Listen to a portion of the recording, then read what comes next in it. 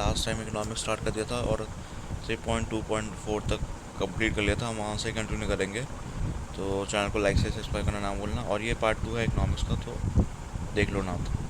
तो स्टार्ट करने वाले हैं नेगेटिव बॉन्ड डील से। तो नेगेटिव बॉन्ड डील बेसिकली वो बॉन्ड होता है जिसकी वजह से बॉन्ड होल्डर्स के जो पैसे हैं वो लूज़ हो जाते हैं जब वो मैच्योर होते हैं। तो यहाँ पे जो आप देख सकते हो, इससे पहले हमने 3.2, मेरा नाम राहुल है। आज हम बात करने वाले हैं 3.3.3। ये इकोनॉमिक्स का पार्ट 2 है। इससे पहले पार्ट 1 आ चुका है, PT 365 फरवरी अप्रैल की नाम पे एक करंट अफेयर्स है पूरी, आप चेकआउट कर सकते हो। तो प्लेलिस्ट का नाम है PT 365 फरवरी अप्रैल करंट अफेयर्स। लास्ट टाइम हमने ऑयल बॉन्ड्स का कवर कर लिया था, जो बेसिकली ऑयल बॉन्ड एक प्रॉमिसरी नोट है जो बेसिकली गवर्नमेंट इशू करती है जितनी भी ऑयल मार्केटिंग कंपनीज़ हैं। और जब फ्यूल प्राइसेस ज़्यादा होते हैं तो government directly all marketing companies को चार्ज करती है कंज्यूमर को लेस प्राइसेस पे, और बैलेंस जो है पेड होता है गवर्नमेंट पे। तो हमने लास्ट टाइम यही करा था। इसके बाद हम नेगेटिव बॉन्ड डील की बात कर रहे हैं। ये नेगेटिव बॉन्ड डील जो है एक बॉन्ड है जो बेसिकली कॉज करता है बॉन्ड होल्डर्स को कि वो जो अपना पैसा लूज़ करे when they mature. Basically safe haven होता है एसेट क्राइसिस के टाइम पे, जैसे कोविड-19 के टाइम पे हो गया, ठीक है। ये एक्सट्रीमली लो इंटरेस्ट रेट पे होता है और बड़े सारे लार्ज इंस्टीट्यूशनल इन्वेस्टर्स जो है एक्सेप्ट करते हैं नेगेटिव रिटर्न इन्वेस्टमेंट में सेफ्टी और लिक्विडिटी के पर्पज़ से। और ये high quality government bonds offer करते हैं, ठीक है। इसके अलावा 3.3.4 जो है यहाँ से हम स्टार्ट करते हैं properly. Other development and concept in financial system and market policies. तो यूपीआई की सबसे पहली न्यूज़ है unified payment interfere. Indian travellers जो यूएई है वो यूज़ कर सकते हैं यूपीआई पेमेंट्स के लिए। तो NPCI which is national payment corporation of India जो है यहाँ पे बेसिकली यूपीआई को देखता है, ठीक है। तो यहाँ पे national payment corporation of India international payment जो है ये एक इंटरनेशनल आर्म होगा एनपीसीआई का, जिसने अनाउंस करा कि भीम यूपीआई अवेलेबल है न्यू पे टर्मिनल्स पे across UAE. Globally UPI accept कहाँ का है, भूटान में है और नेपाल में है। फर्स्ट फॉरेन कंट्री था नेपाल जिसने एक्सेप्ट करा था इसको यूपीआई। ग्लोबली अगर हम यूपीआई की बात करें तो यहाँ पे सिंगापुर में भी बाद में हुआ था लाइव।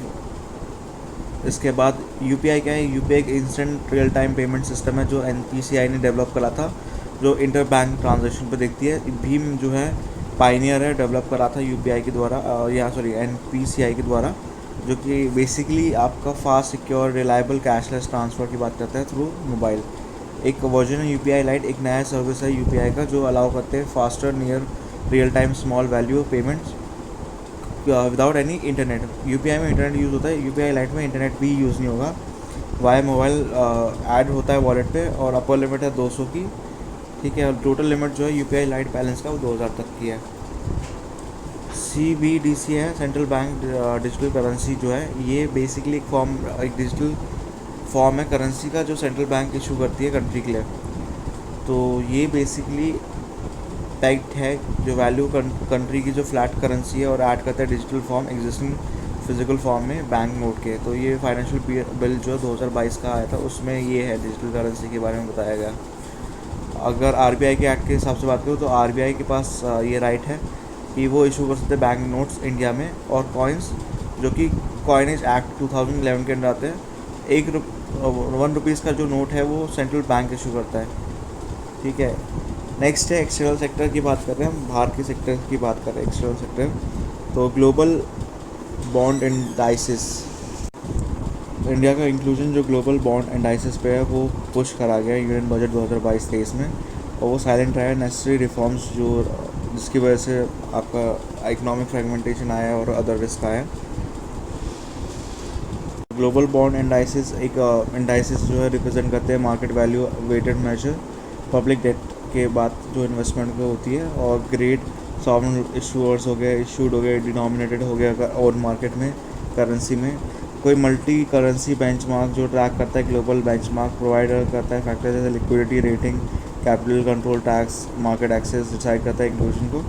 ग्लोबली 3 मेजर यहाँ पे बॉन्ड्स है, इंडिया पार्ट नहीं है किसी भी इंडाइसिस का, क्योंकि बहुत सारे रिजर्वेशन हमारे फैक्टर्स हैं, जैसे कैपिटल कंट्रोल जो है इंडिया का partial convertible capital account country है, इसलिए इसी वजह से दिक्कत है। दूसरा चैलेंज है टैक्स का और मार्केट एक्सेस का। कैपिटल गेन्स टैक्स और फॉरेन ओनरशिप लिमिट जो है 9% की है डोमेस्टिक बॉन्ड्स में। ये कॉन्स्टेंट हिंडर करता है इंडिया का पार्टिसिपेशन इस मार्केट में, ठीक है।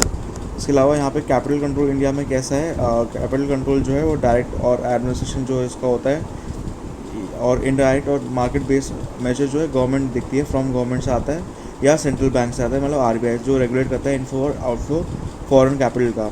इसमें क्या क्या आता है, ये कैपिटल कंट्रोल मेजर्स भी आते हैं, जैसे टैक्स हो गया, टैरिफ हो गया, वॉल्यूम लिमिट्स हो गया। इसके अलावा टाइम ड्यूरेशन भी आती है, शॉर्ट टर्म होता है, मीडियम टर्म भी होता है, लॉन्ग टर्म भी होता है। ये अप्लाइड होता है होल इकॉनमी के लिए, और सेक्टर स्पेसिफिक रहता है, इंडस्ट्री स्पेसिफिक रहता है, जिसकी वजह से डिफरेंट इम्पैक्ट होते हैं बड़े सारे एसेट पे। ये एक प्रूडेंट मेजर है यहाँ पे कुछ कंट्रीज़ में, जो प्रिवेंट करती है मास एक्सपोर्टर्स एंट्री पे कैपिटल की, जो कॉज कर सकती है फ्लक्चुएशन करेंसी में, बॉन्ड्स पे या इक्विटी में। इंडिया ने रिड्यूस करा है कैपिटल कंट्रोल्स, जो बेसिकली 1990 से आ रहा है। रिसेंटली जो आरबीआई ने प्रपोज करा है फुली एक्सेसिबल रूट फार जो है लिबरलाइज करती है एफपीआई डेप्ट जो है फ्लो करती है स्पेसिफाइड बेंचमार्क सिक्योरिटीज़ में, जो रिमूव करती है लिमिट्स नॉन रेजिडेंट इन्वेस्टमेंट में भी। बेनिफिट्स क्या है इंडिया का इंक्लूजन ग्लोबल बॉन्ड्स इंडाइसिस में, तो ये इंक्रीज़ करता है Indian bond market investor base, जो प्रमोट करता है participation from foreign portfolio investors. Increase करता है लिक्विडिटी, जो बेसिकली 170 से 250 बिलियन का रहेगा बॉन्ड इनफ्लो का और नेक्स्ट डिकेड। इंक्रीज़ करता है डेप्थ बॉन्ड मार्केट्स की, और रिड्यूस करता है डेफिसिट को। इंक्रीज़ करता है इंडियन बॉन्ड्स प्राइसेस, और रिड्यूस करता है आपका बोरिंग कॉस्ट। रिड्यूस करता है प्रेशर बैंक्स पे, ऑब्जॉर्व करता है गवर्नमेंट की सिक्योरिटीज़ को भी। बिल्ड करता है गुडविल अमंग एफपीआई, लोअर करता है रेगुलेटरी कंसर्न और कंस्ट्रेंट जो होते हैं, और ये हेल्प करता है रेज करना मनी और इंफ्रास्ट्रक्चर। बेनिफिट इन्वेस्टर्स के ये है कि इंडिया सेकेंड हाईएस्ट स्टॉक है यहाँ पे आउटस्टैंडिंग गवर्नमेंट सिक्योरिटीज़ का। फिर कंस्ट्रेंट या चैलेंजेस की बात करें इंडिया के इंक्लूजन में, तो पहला है स्ट्रक्चरल चैलेंज, जिसमें कैपिटल गेन्स टैक्स भी है, और यहाँ पे इन्वेस्टर्स जो है वो चाहते हैं इंडियन बॉन्ड्स को इंटरनेशनल क्लियरेंस प्लेटफॉर्म के लिए, जैसे ईको क्लियर हो गया, यूरो क्लियर हो गया, जो सेटल करते हैं सिक्योरिटीज ट्रांजेक्शन। और यूरो क्लियर बेसिकली जो डिमांड है एग्जामेशन देता है, अवॉइड करता है कंप्लाइंस इशूज़। इसके अलावा लिमिटेड कैपिटल फ्लो की बात करें, तो चाइना के अलावा यहाँ पे बहुत सारे बेनिफिट होते हैं। यहाँ पे आप देख सकते हैं, जैसे चाइना के यान है, एक पार्ट है मेजर स्पेशल ड्राइंग राइट्स का आईएमएफ का। इंडिया पार्ट नहीं है, इंडियन रुपी उसका पार्ट नहीं है, तो उसकी वजह से लिमिटेड है हमारा रिजर्व फ्लो। फिर इसके बाद आपकी बात करें तो इंक्रीज़ होता है power of rating agencies. Increase power rating agency जो बेसिकली हायर कैपिटल फ्लो होता है बॉन्ड्स का, तो उसकी वजह से रिस्क भी हायर होता है। करेंसी वोटिलिटी जो है इवेंट में रेट करती है डाउनग्रेड। एक्सपोर्ट चैलेंज की बात करें तो ये फेवर करती है डोमेस्टिक सेक्टर में, जो कॉस्ट ऑफ एक्सपोर्टर्स है, रुपी जाता है बिलो 70 अगेंस्ट यूएस डॉलर, जो हर्ट करता है इंडिया के एक्सपोर्ट कॉम्पिटिटिवनेस को भी। अदर डेवलपमेंट और कॉन्सेप्ट क्या है एक्सटर्नल सेक्टर में, पहला है फॉरेन एक्सचेंज मैनेजमेंट नॉन डेब्ट इंस्ट्रूमेंट एक्ट अमेंडमेंट एक्ट है 2022 का। नए रूल्स जो अलाउ करता है फॉरेन इन्वेस्टर्स को अलाउ करता है 20% LIC में और कोई भी कॉर्पोरेट बॉडीज़ में। प्रेजेंटली ये फॉरेन इनफ्लो सीडिंग जो है पब्लिक सेक्टर बैंक्स का वो 20% का है under government approval route. FEMA 1999 का जो फाइनेंस मिनिस्टर के अंदर आता है, वो कंसोलिडेट करता है, अमेंड करता है लॉज को, जो कि रिलेट करते हैं फॉरेन एक्सचेंज को, फैसिलिटेट करता है एक्सटर्नल ट्रेड को और पेमेंट्स को, जो मेंटेन करता है फॉरेन एक्सचेंज मार्केट इंडिया में। फिर ये आपका रिप्लेस करता है foreign management exchange regulation act को, फेरा को, और एक्सटेंड करता है होल ऑफ इंडिया में, ठीक है। तो ये चीज़ इम्पोर्टेंट है बहुत ज़्यादा। उसके अलावा जो है आर नॉर जो है resident but not ordinary resident जो है, ये basically class of residential status है जिनकी इनकम जो है इनकम टैक्स के अंडर आती है। RNOR रिप्रेजेंट करता है पर्सन जो क्वालिफाई नहीं करते एज अ ऑर्डिनरी रेजिडेंट। तो कौन होते हैं ये, बेसिकली जो स्पेंड करते हैं over 120 but less than 182 days, तो मतलब 120 से लेके 182 के बीच में स्पेंड करते हैं, पर उससे ज़्यादा नहीं करते, ठीक है, 182 से ज़्यादा नहीं करते, और 15 लाख से ज़्यादा कमाते हैं from assets in India. Next है एग्जिम बैंक, एग्जिम मतलब एक्सपोर्ट इंपोर्ट बैंक। उनका प्लान है कि वो रेस करेगी 3 बिलियन 2022 से 2023 तक वाया ओवरसीज़ बॉन्ड, जो सपोर्ट करती है फ्रेश लैंडिंग और रिफाइनेंस करती है पोर्शन ऑफ ओल्ड डेप्थ को सॉरी। एग्जाम क्या है, इस्टेब्लिश हुआ था गवर्नमेंट ऑफ इंडिया के द्वारा under export and import bank of India act 1981 का। ये बेसिकली एक्सटेंड करता है lines of credit overseas financial institution, regional development banks, sovereign government और अदर एंटिटीज़ जो ओवरसीज़ भी देखती हैं। ऑब्जेक्टिव क्या है बैंक का, ये बेसिकली इनेबल करती है बायर्स को उस कंट्रीज़ में जो इंपोर्ट करती है डेवलपमेंटल और इंफ्रास्ट्रक्चरल प्रोजेक्ट्स को, गुड्स एंड सर्विसेज जो इंडिया से है, डिफर्ड क्रेडिट टर्म्स में भी है। नेक्स्ट है WTO ग्लोबल ट्रेड मॉडल की बात करें तो WTO ने ये बहुत इंपॉर्टेंट है, ये बेस्ड है GTM जिनका लोअर है 2022 में ग्लोबल ट्रेड फोरकास्ट 3% का फ्रॉम 4.7% ड्यू टू जो ऑनगोइंग वॉर हो रही है रशिया और यूक्रेन की। WTO GTM जो है यूज़ कर रहा है, जनरेट कर रहा है ग्लोबल ट्रेड प्रोजेक्शन और एसेस कर रहा है मीडियम और लॉन्ग रन इफेक्ट्स को वाइड रेंज जो ग्लोबल और नेशनल ट्रेड पॉलिसीज़ में। WTO एस्टैब्लिश हुआ था 1995 में, एक मात्र ग्लोबल इंटरनेशनल ऑर्गेनाइजेशन डील करता है रूल्स ट्रेड का और ये नेशंस के बीच में होता है। फिर आपका नेक्स्ट न्यूज़ है labour employment, skill development and entrepreneurship. Development और कॉन्सेप्ट जो लेबर एम्प्लॉयमेंट, स्किल डेवलपमेंट और एंटरप्रेन्योरशिप की बात करें तो एयरपोर्ट जैसे वेन्यू है स्किल्ड आर्टिस्ट का रीजन का अवसर जो है लॉन्च हुआ था, जो कि AII के द्वारा हुआ था, अथॉरिटी जो है एयरपोर्ट अथॉरिटी ऑफ इंडिया के द्वारा हुआ था। ऑब्जेक्टिव क्या है, बेसिकली स्पेस देता है सेल्फ हेल्प ग्रुप्स को एयरपोर्ट्स पे कि वो बेसिकली सेल कर सकते हैं या शोकेस कर सकते हैं अपने प्रोडक्ट्स रीजन में। ये स्पेस जो है हर AII के ऑपरेट होता है एयरपोर्ट में, जो एलोकेट होंगे सेल्फ हेल्प ग्रुप्स पे, टर्न ऑन टर्न बेसिस पे होते हैं, ड्यूरेशन 15 दिन का होता है यहाँ पे। फिर अम्बेडकर यंग एंटरप्रेन्योरशिप मेंटर भी है। ऑब्जेक्टिव सिंपल है कि एसेस करते हैं एंटरप्रेन्योरशिप जो SC और OBCs में होते हैं, जो अनेबल है कि वो एडवांटेज ले वेंचर कैपिटल फंड का। और ये जो डिवाइस होता है ministry of social justice and empowerment के अंदर होता है। BCF जो है SC और OBCs के अंदर होता है, जो लॉन्च हुआ है सोशल सेक्टर इनिशिएटिव जो प्रमोट करता है एंटरप्रेन्योरशिप। SC के अंडर प्रोवाइड करता है कंसेशनल फाइनेंस उन लोगों को। स्कीम के अंडर VCF मैनेजर जो है इम्पैनल है कि वो इस्टेब्लिश करते हैं बिजनेसमैन या हेड ऑफ कंपनीज या वेटरन्स जो बैंकिंग और फाइनेंशियल इंस्टीट्यूशन में, जो हेल्प करते हैं मेंटीज़ को और बिल्ड करते हैं प्रोटोटाइप और इन्वेस्टमेंट जो एडवाइस पे भी हेल्प करते हैं।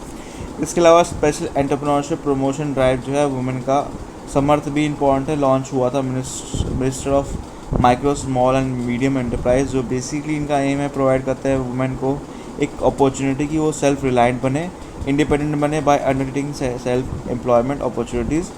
समर्थ के अंदर फॉलोइंग बेनिफिशियल या बेनिफिट्स मिलते हैं जो वुमेन एंटरप्रेन्योरशिप को मिलते हैं। पहला है 20% सीट जो है फ्री स्किल डेवलपमेंट प्रोग्राम्स पे होंगे जो कि वुमेन पे एलोकेट होंगे।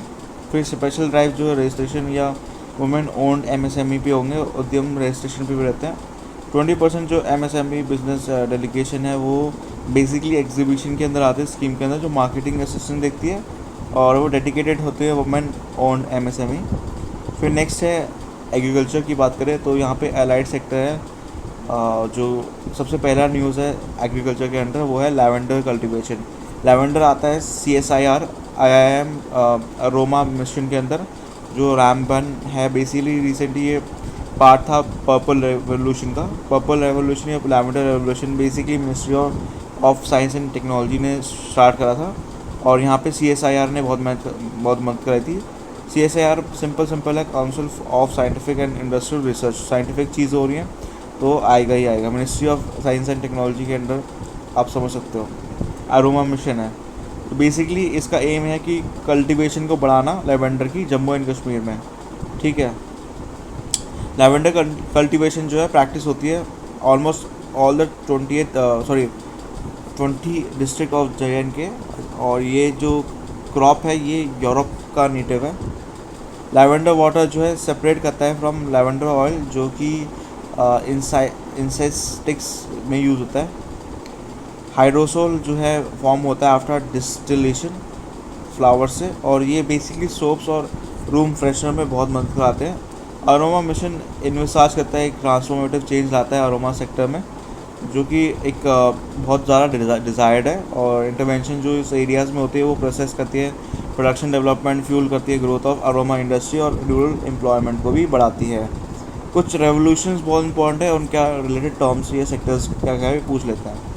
तो ब्लू रेवोल्यूशन जो है पेट्रोलियम का है, ठीक है। क्रूड ऑयल आप अगर देखा होगा, ये पेट्रोल देखा होगा ब्लैक होता है, इसलिए ब्लैक रेवोल्यूशन से याद हो जाएगा। ब्लू रेवोल्यूशन सिंपल है, आपको दिमाग में आता है ओशन। ओशन में क्या होता है, फिशेस होते हैं, तो फिशरीज हो गए यहाँ से। ग्रीन रेवोल्यूशन सभी को पता होगा, फूड ग्रेन्स का ही है। फिर आपका गोल्डन रेवोल्यूशन जो है आपका फ्रूट्स या हॉर्टिकल्चर का है, ठीक है। वाइट रेवोल्यूशन सभी को पता है, मिल्क है। यहाँ पे आप अमूल का एग्जांपल भी दे सकते हो। येलो रेवोल्यूशन जो है आपका ऑयल सीड्स का है। फिर आपका सिल्वर रेवोल्यूशन जो है एग्स का है। रेड रेवोल्यूशन जो है मीट या टमाटो का है। राउंड रेवोल्यूशन है आपका पोटैटो की, पोटैटो भी राउंड होता है इसलिए राउंड रेवोल्यूशन। फिर आपका ब्राउन रेवोल्यूशन जो है कोको प्रोडक्शन या लेदर की प्रोडक्शन के होते हैं, दो दो चीज़ों के लिए होते हैं। फिर आपका ये आपका गोल्डन फाइबर रेवोल्यूशन जो है जूट प्रोडक्ट्स के लिए होते हैं, ठीक है। फाइबर गोल्डन अलग होता है, गोल्डन फाइबर अलग होता है, ठीक है। गोल्डन फाइबर में जूट आता है। ग्रे रेवोल्यूशन जो है फर्टिलाइजर्स होते हैं। फिर आपका पिंक है, आपका ओनियन भी पिंक है इसलिए पिंक रेवोल्यूशन। फिर आपका प्रॉन प्रोडक्शन भी है और फार्मास्यूटिकल्स भी है। सिल्वर फाइबर रेवोल्यूशन आपका कॉटन प्रोडक्शन का है। नेक्स्ट है आपका सैफरॉन बाउल प्रोजेक्ट जो है, ये बेसिकली स्टार्ट हुआ था, इसके जो एफर्ट्स थे वो बेसिकली नॉर्थ ईस्ट सेंटर से आए थे, टेक्नोलॉजी एप्लीकेशन रिसर्च रीच के, जो एक्सटेंड करते हैं सैफरॉन बॉल ऑफ इंडिया, जो कि पहले कश्मीर था, to the part of North East. North East ने सक्सेसफुली कल्टीवेशन करा है सैफरॉन का।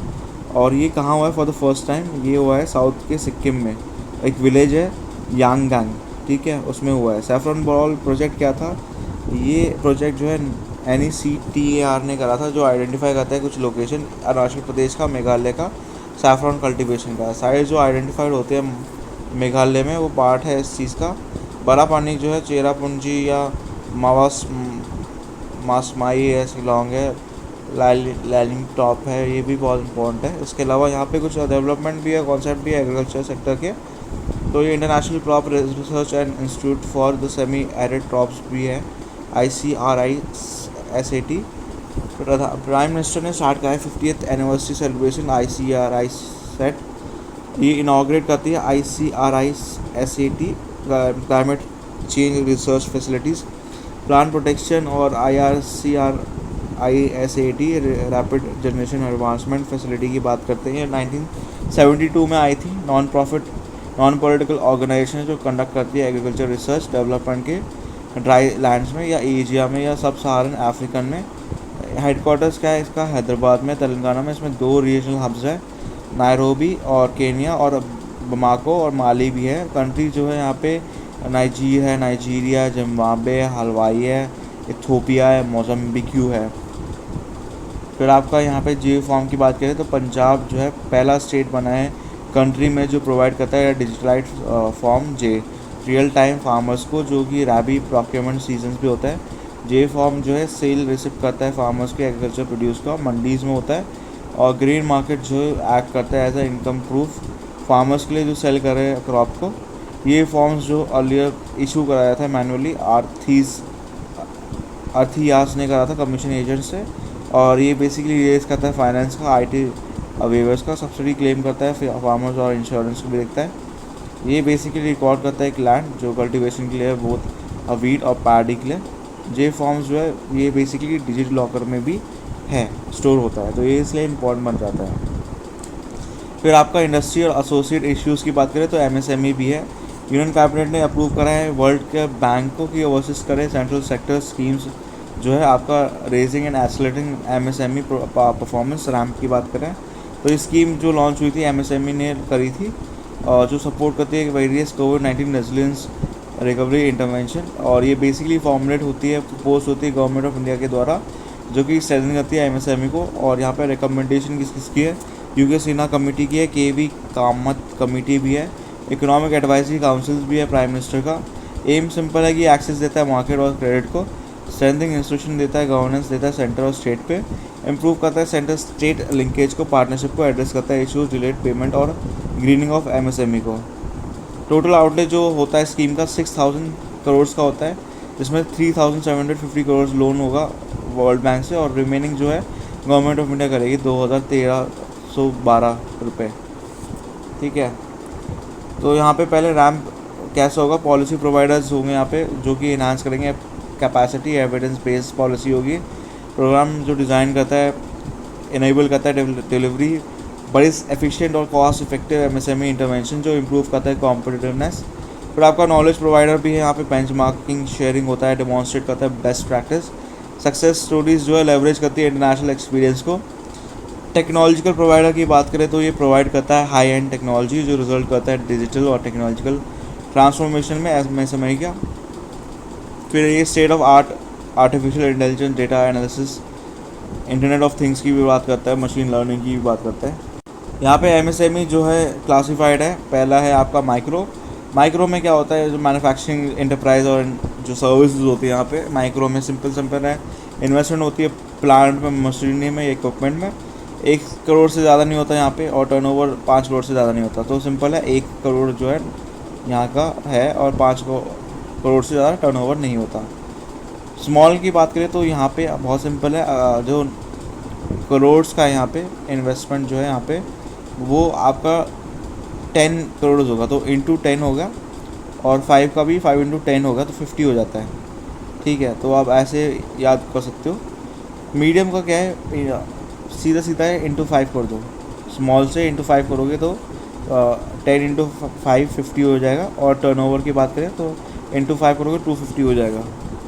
तो 10 और 5 का कैलकुलेशन आप याद रख सकते हो उससे। इकोनॉमिक कंट्रीब्यूशन की बात करें तो एमएसएमई बहुत इंपॉर्टेंट पार्ट है। 1/3 जो है जीडीपी का, मतलब 33% जो है इससे ही आता है। एम्प्लॉय करता है लार्जेस्ट एम्प्लॉयर्स आफ्टर एग्रीकल्चर के बाद सबसे ज़्यादा एम्प्लॉय करता है ये। हाउएवर जो वाइबिलिटी है वो क्वेश्चनेबल होती है क्रॉनिक और मॉडर्न चैलेंजेस की वजह से।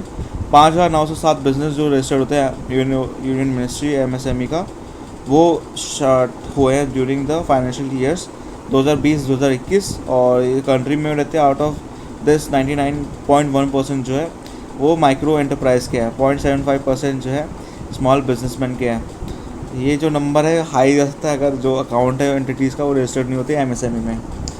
रिलेटेड न्यूज़ की बात करें तो ministry of micro small and medium enterprise ने लॉन्च करा था एमएसएमई इनोवेशन स्कीम्स को भी, जो इंक्यूबेशन डिज़ाइन और आईपीआर में भी देखते हैं। स्कीम जो है हॉलिस्टिक अप्रोच है, कंबाइन करता है innovation, incubation, design, intervention, protect करता है आईपीआर को, अवेयरनेस बनाता है एमएसएमई को, और इंडिया का इनोवेशन मोटिवेट करता है एमएसएमई के चैम्पियंस में। चैम्पियंस क्या है, creation and harmonious application of modern process for increasing the output and national strength. Basically जो स्मॉलर यूनिट्स को बड़ी हेल्प करता है ये, और यहाँ पे पर्टिकुलरली सॉल्व करता है प्रॉब्लम्स और ग्रीवेंसेस को भी। डिटेल्स क्या है एमएसएमई का, पहला इंक्यूबेशन बेसिकली प्रमोट करता है, सपोर्ट करता है अनटैप्ड क्रिएटिविटी, प्रमोट करता है अडॉप्शन ऑफ लेटेस्ट टेक्नोलॉजी जो एमएसएमई में होती है।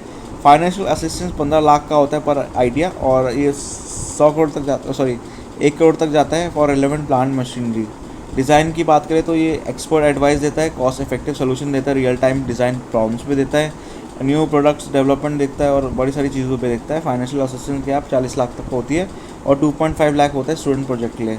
आईपीआर की बात करें, इंटेलेक्चुअल प्रॉपर्टी राइट, तो ये इंप्रूव करता है आईपी का कल्चर इंडिया में, एनहांस करता है अवेयरनेस आईपीआर का अमंग एमएसएमई, और ये सूटेबल मेजर भी लाता है जो प्रोटेक्शन देता है आइडियाज़ को, टेक्नोलॉजी के इनोवेशन को, नॉलेज देता है यहाँ पे बिजनेस स्ट्रैटेजीज को जो एमएसएमई देखती है। फाइनेंशियल असिस्टेंस देता है यहाँ पे फॉरेन पेटेंट को, डोमेस्टिक पेटेंट को, जीआई टैग को भी। मैन्युफैक्चरिंग इन इंडिया पे बात कर लेते हैं। Ministry of electronics information technology ने अनाउंस करा एक एडवाइजरी कमेटी जो बेसिकली देखती है गवर्नमेंट को। 76,000 करोड़ का सेमीकंडक्टर मिशन है। तो यहाँ पे ये कमेटी जो है ministry of electronics and information जो है यहाँ पे मीटी जो है देखती है, और ये मेंबर्स होते हैं इसके government, industry, academia. Minister of state जो है इसका वाइस चेयरपर्सन होगा, और ये बेसिकली सेमीकंडक्टर डेवलप कर रहे हैं, सस्टेनेबल डिस्प्ले करते हैं कि इकोसिस्टम इंडिया में जो कमेटी कुछ इनपुट्स देती है। पहला है बिल्डिंग रेजिलिएंट सप्लाई चेन जो प्रमोट करती है इन्वेस्टमेंट। सेकंड है फाइनेंसिंग मैकेनिज्म जो ग्लोबल एंगेजमेंट की बात करते हैं। फिर है research and innovation, intellectual property generation for semiconductors. इसमें बड़ी सारी चीज़ें जैसे mobile data, telecommunication equipment, automation है, इंडस्ट्री मैकेनिज्म है, अदर इंडस्ट्री है, ऑटोमोबाइल्स है। सेमीकंडक्टर क्या है? ये बेसिकली डिफाइन है मटेरियल जो कैरेक्टराइज होती है, एबिलिटी जो कंडक्ट करती है स्मॉल अमाउंट इलेक्ट्रिकल करंट का। बेसिक इलेक्ट्रॉनिक्स जो है कंपोनेंट जैसे डायोड्स हो गया, ट्रांजिस्टर हो गया, बड़े सारे फोटो वोल्टिक सेल्स हो गए जो सेमीकंडक्टिव मटेरियल कंटेन करते हैं। इलेक्ट्रिकल कंडक्टिविटी जो है सेमीकंडक्टर की वो कंट्रोल होती है वाइड रेंज जो है, ये तो परमानेंटली या डायनामिकली होती है। बेसिक जो यहाँ पे होता है रिक्वायरमेंट जो सेमीकंडक्टर होता है वो should not be very good conductor of electricity, मतलब नहीं होना चाहिए एक गुड कंडक्टर इलेक्ट्रिसिटी का जो सेमीकंडक्टर की रिक्वायरमेंट है, नॉट ये बैड कंडक्टर, मतलब एक न्यूट्रल में होना चाहिए, ना गुड हो ना बैड हो। सेमीकंडक्टर वर्क्स क्योंकि इम्बैलेंस होता है इलेक्ट्रॉन्स का जो कैरी करते हैं नेगेटिव चार्ज, इलेक्ट्रॉन्स का नेगेटिव चार्ज रहता है, और यहाँ पे जो इम्बैलेंस इलेक्ट्रॉन्स जनरेट करते हैं पॉजिटिव चार्ज करते हैं जब वो जब यहाँ पे एक्सेस होते हैं प्रोटॉन्स। नेगेटिव चार्ज यहाँ पे जो एक्सेस इलेक्ट्रॉन्स होते हैं उनके जो दोनों सरफेस पे सेमीकंडक्टर का रिक्वायरमेंट होता है। नेक्स्ट है आपका production linked scheme, PLI scheme है ये।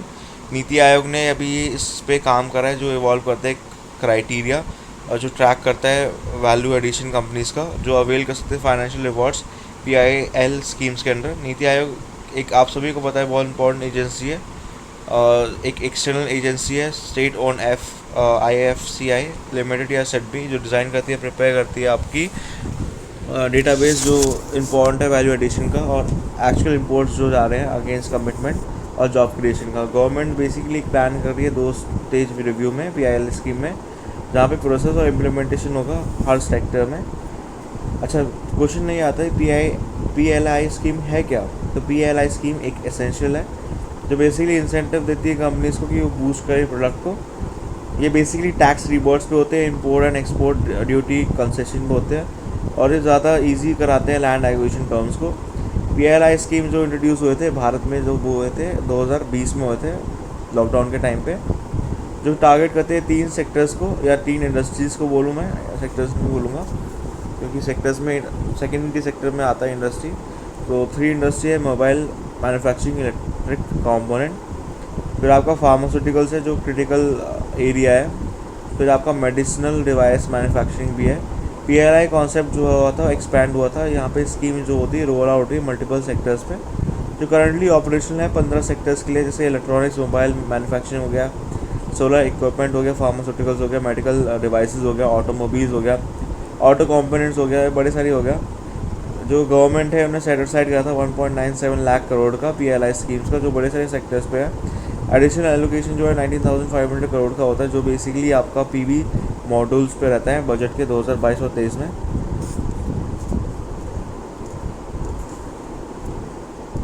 जो इंसेंटिव अमाउंट जो है ऑफर होता है बड़े सारे सेक्टर्स पे होता है, और जो सेविंग जनरेशन होता है LPLI से एक सेक्टर से, वो अप्रोप्रिएट होता है टुवर्ड्स द अदर सेक्टर, और ये मैक्सिमाइज़ करता है रिटर्न्स को भी। जो इंसेंटिव कैलकुलेट होता है बेसिस पे इंक्रीमेंटल सेल्स पे, वो रेंज करता है बिलो 1% इलेक्ट्रॉनिक्स के लिए, और हाईली जो टेक्नोलॉजिकल प्रोडक्ट्स हैं का 20% रहता है, मैन्युफैक्चरिंग क्रिटिकल की स्टेटिंग ड्रग्स का, और कुछ ड्रग इंटरमीडिएट्स होते हैं। कुछ सेक्टर्स जो हैं यहाँ पे एक एडवांस केमिस्ट्री सेल्स बैटरी होती है, टेक्सटाइल प्रोडक्ट्स होते हैं, ड्रोन इंडस्ट्री हो गए। इंसेंटिव जो है वो कैलकुलेटेड होते हैं बेसिस पे ऑफ सेल्स पे, परफॉर्मेंस, लोकल वैल्यू एडिशन, 5 साल की पीरियड पे रहते हैं। लिथियम सप्लाई जो है, लिथियम सप्लाई बहुत ज़्यादा इम्पॉर्टेंट है कि ये मिनरल की बात है among very important thing in the current status को। लार्जली जो होता है बैटरी मैन्युफैक्चरिंग के लिए लिथियम आयन बैटरी बहुत ज़रूरी पड़ती है, और आज के टाइम पे बहुत ज़्यादा डिमांड है इसकी, और आएगी आगे आने वाले टाइम पे, क्योंकि इलेक्ट्रॉनिक्स का बहुत ज़्यादा है, EV कार्स का भी बहुत स्कोप है, और फिर आपका बैटरी तो हर जगह यूज़ होती है। तो उसका यूसेज जो आप सकते हो, मैं पहले इस ग्राफ की बात कर लेता हूँ। टेलीकम्युनिकेशन, एरोस्पेस, थर्मोन्यूक्लियर, रॉकेट में होता है, लैपटॉप, मोबाइल, इन सब में होता है, ग्लास में होता है। तो ग्लोबल प्रोडक्शन डिमांड की बात कर लेते हैं लिथियम सप्लाई की। तो ये बेसिकली जो प्रोड्यूस होता है हार्ड रॉक से होता है या ब्राइन माइन से होता है। सबसे वर्ल्ड का लार्जेस्ट सप्लायर कौन है? ऑस्ट्रेलिया है, जिसमें प्रोडक्शन जो है हार्ड रॉक्स माइन से होती है। अर्जेंटीना, चिली, चाइना जो है मेनली इनके प्रोड्यूसिंग होती है सॉल्ट लेक से। इसके अलावा टोटल जो ग्लोबल प्रोडक्शन होता है वो लिथियम कार्बोनेट इक्विवेलेंट जो फोरकास्ट करा है 2021 में, वो 4,85,000 टन्स बोला जाता है, जो ग्रो करेगा 8,21,000 टन्स 2023 में। ओवरऑल जो ग्लोबल लिथियम बैटरी मार्केट है वो ग्रो करेगी सब्सटैंशली कमिंग ईयर्स में, 30 बिलियन से यूएस डॉलर्स के से इंक्रीज़ करेगी 100 बिलियन का यूएस डॉलर बाय 2025। 8 सालों में ही बहुत ज़्यादा ग्रो करेगी। ग्लोबल प्रोडक्शन जो है अभी तक फुलफ़िल नहीं करा है ग्लोबल डिमांड को, जिसकी वजह से ग्लोबल सप्लाई शॉर्टेज आई है मेटल का। लिथियम इंडिया की बात करें तो एशियन जो इंजीनियस रॉक डिपॉजिट है कर्नाटका के मध्य डिस्ट्रिक्ट में, वो पहला ट्रेस लगा रहे हैं लिथियम आयन का जो डिस्कवर हो रहा है इंडिया में। प्रिमिनरी ये फाइंड होता है रिलेटिवली स्मॉल में और नियर 1600 टन्स का लिथियम डिपॉजिट होता है। प्रेजेंस जो मंडिया रॉक्स का होता है वो मतलब मेयर इनफेरेंस पे होता है पॉइंट ऑफ टाइम पे। माइनिंग एक्सट्रैक्शन जो होता है बड़े सारे मंथ्स के बाद होता है यहाँ पे। इंडिया का जो करंटली इंपोर्ट है लिथियम का वो बहुत ज़रूरत है। ओवर 165 करोड़ लिथियम बैटरी जो है एस्टिमेट करी जाती है कि वो इंपोर्ट होगी इंडिया से बिटवीन 2016-2017 और 2019-2020। जो एस्टिमेट करा जाता है इंपोर्ट बिल जो होगा 3.3 बिलियन का होगा। फिर नेक्स्ट बात कर लेते हैं जो बड़े सारे डेवलपमेंट हुए हैं, कॉन्सेप्ट क्या है इंडस्ट्री का। तो पहला है माइनिंग सेक्टर की बात करें। रिसेंटली माइनिंग जो न्यू मिनरल ओपन करी गई है वो रिड्यूस करता है इंपोर्ट डिपेंडेंस। यूनियन कैबिनेट ने अप्रूव करा है प्रपोजल मिनिस्ट्री ऑफ माइंस के लिए जो बेसिकली अमेंडमेंट कर रहा है सेकंड शेड्यूल जो mines and minerals development regulation act 1957 का है, MMRDR का। ये बेसिकली स्पेसिफाई करता है rate of royalty respect to कैलकॉइनटी और potash emerald platinum group of metals andalusite sillimanite molybdenum, जो भी इसका प्रोनाउंसिएशन आप देख लो ना। जो पोटैश है और गाउकॉनाइट है जो मेजर यूज़ होता है वो एग्रीकल्चर में यूज़ होते हैं फर्टिलाइजर्स के। यहाँ पे जो प्लैटिनम ग्रुप है मेटल्स का और एंथोलिस्टिस और मोबेल्डेनम वो हाई वैल्यू होते हैं इनके मिनरल्स के, जो अक्रॉस द डिफरेंट इंडस्ट्री पाए जाते हैं। रॉयल्टी जो है टैक्स नहीं होती इसमें। जो रेंट होता है लैंड का और माइन का सिचुएटेड है, जब प्राइस है प्रिविलेज का विनिंग मिनरल्स का, वो बेसिकली गवर्नमेंट का पार्ट है। फुटवेयर और लेदर सेक्टर की अगर हम बात करें तो रिसेंटली गवर्नमेंट ने अप्रूव करा है कंटिन्यूशन इंडियन फुटवेयर और लेदर डेवलपमेंट आपका प्रोग्राम का, जो कि 2026 तक है। IFLDF जो है यहाँ पे LDP जो है, पहले ये इंडियन फुटवेयर लेदर था एक्सेसरीज डेवलपमेंट प्रोग्राम था, जिसका बेसिकली एम ही है डेवलप करता है इंफ्रास्ट्रक्चर लेदर सेक्टर का, एड्रेस करता है environmental concern specific leather sector पे, फैसिलिटेट करता है एडिशनल इन्वेस्टमेंट एम्प्लॉयमेंट जनरेशन और या इंक्रीज़ करता है प्रोडक्शन में भी। लेदर इंडस्ट्री जो है इंडिया में अकाउंट करती है 13% वर्ल्ड का लेदर प्रोडक्शन हाइड स्किन्स का। इंडिया का अकाउंट की बात करें तो 9% है वर्ल्ड का फुटवेयर प्रोडक्शन।